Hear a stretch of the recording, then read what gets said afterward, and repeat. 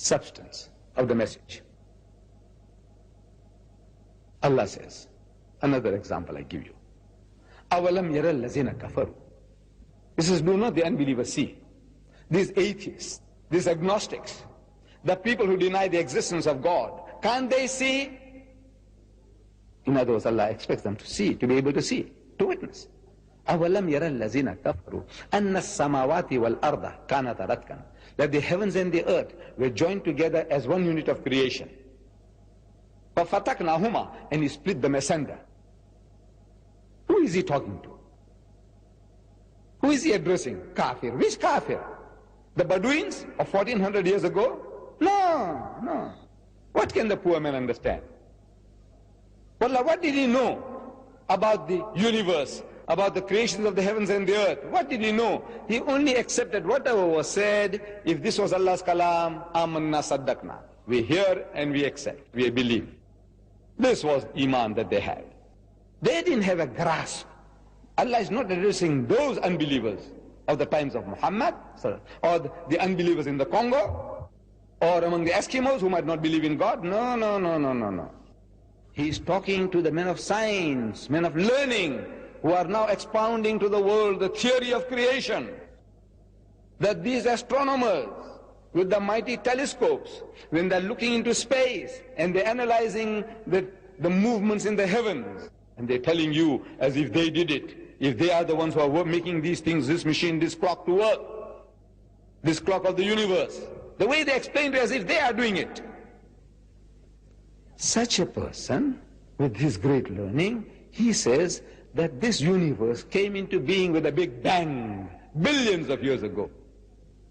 Because he is watching the universe and he is noticing that these heavenly bodies are receding from a central place somewhere, is all going out in all directions, moving away, away, away. Like a balloon. When you blow, it gets bigger and bigger. Something like that is happening in the skies, in the heavens.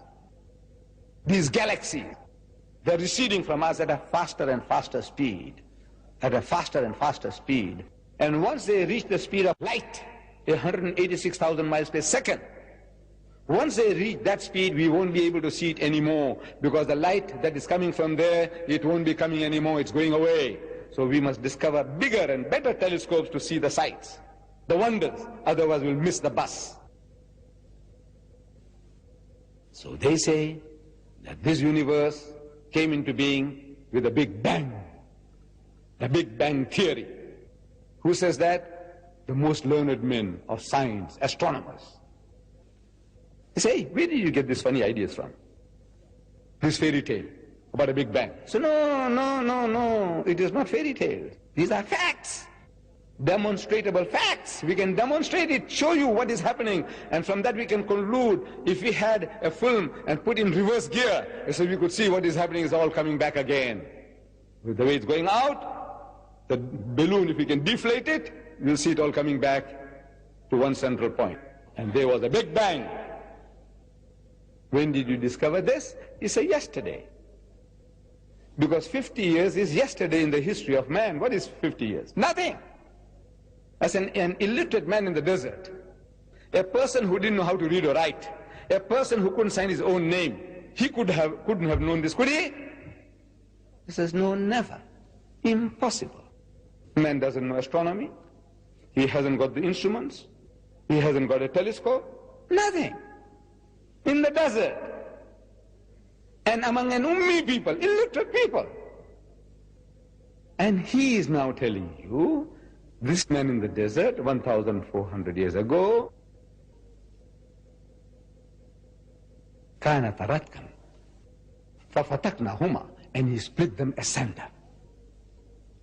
And you biologists, people who study minute life, microplasm,